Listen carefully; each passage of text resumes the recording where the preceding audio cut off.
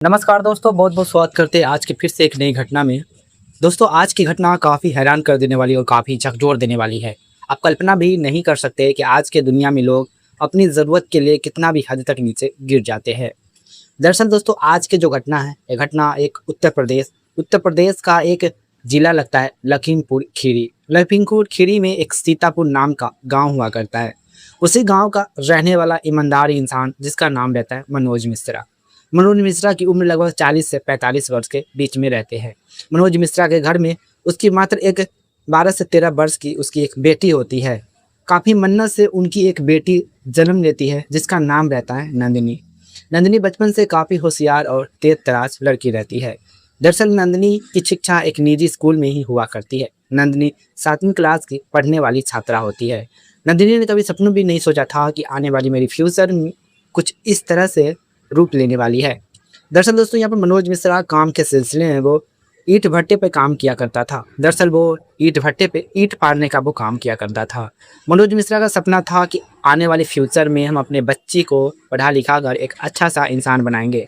लेकिन दोस्तों, मनोज मिश्रा के जो सपने थे वो एक तरह से मिट्टी में मिल जाए, मनोज मिश्रा ने कभी सपनों भी नहीं सोचे थे।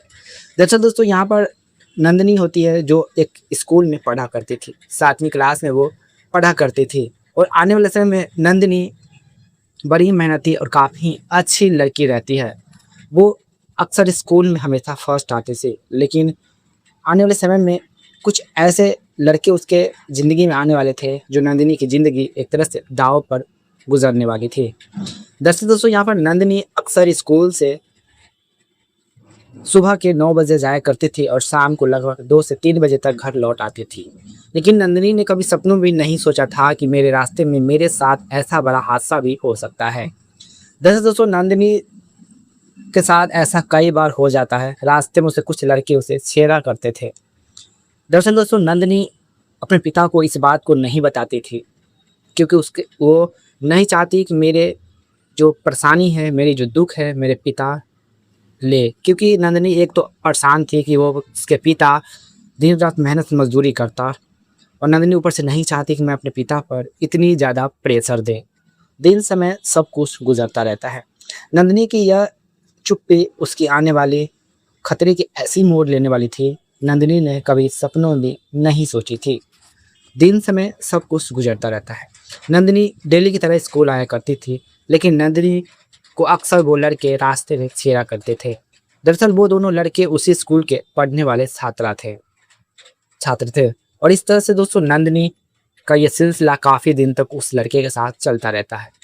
नंदिनी भले ही तेज़ थी, लेकिन उसकी लत, उसकी नीयत आने वाले समय में नंदिनी को उसकी ओर खींचती चली जाती है। नंदिनी के जो सपने थे, उन्होंने जो सपने सजाए थे, उनके सपने वो भूल जाती है कि मेरा कोई सपना था।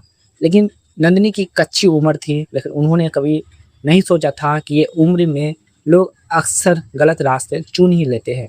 नंदिनी को क्या पता कि आने वाले समय में जो ये रास्ते हैं मेरे लिए सही है या गलत है। दरअसल दोस्तों, यहाँ पर नंदिनी स्कूल से जब भी आती वो लड़के उससे बातचीत करते, उनके साथ फटांग हरकत करते थे। लेकिन आने वाले समय में नंदिनी के दोनों लड़के ने ऐसा हश्र करते हैं जिसे सुनने के बाद दोस्तों आपको पैरों तले ज़मीन खिसक जाएंगे। तो आज की कहानी में जानते हैं पूरे विस्तार से कि आखिरकार नंदिनी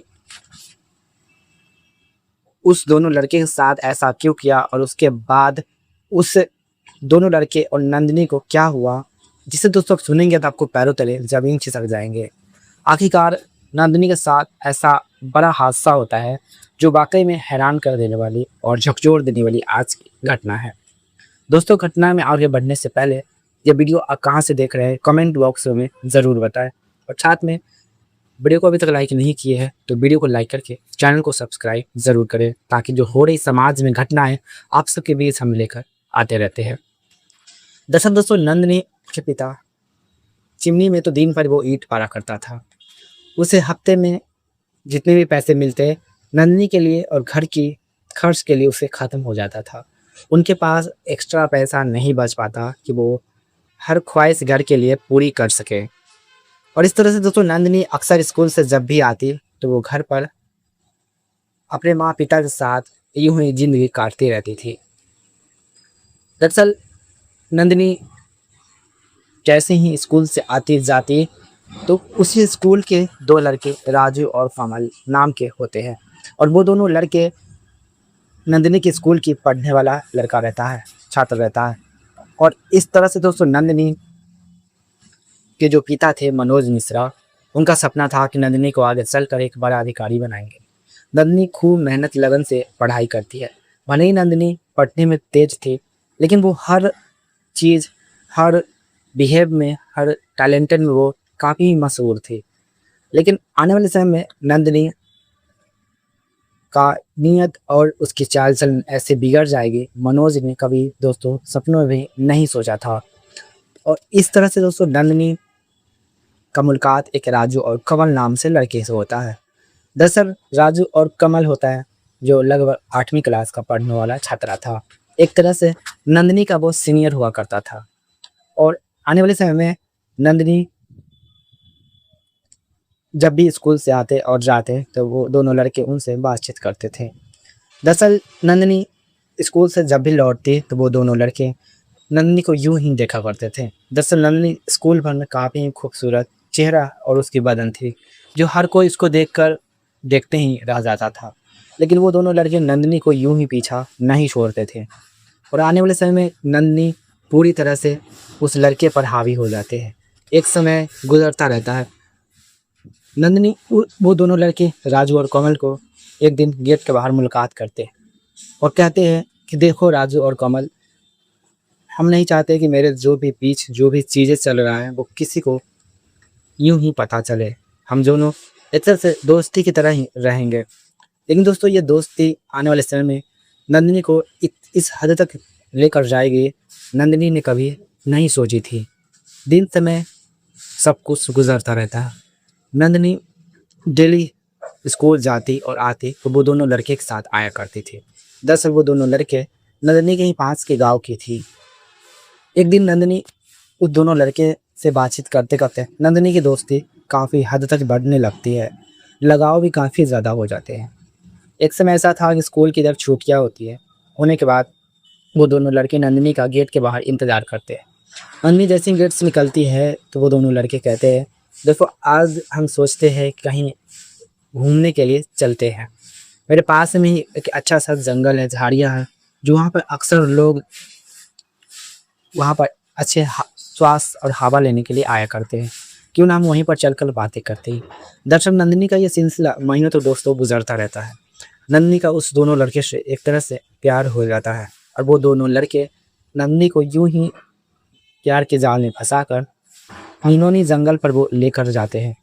जैसे ही लेकर जाते हैं और जाने वाले समय में नंदिनी पूरी तरह से नहीं समझ पाती है कि उनके साथ ऐसा क्या होने वाला है।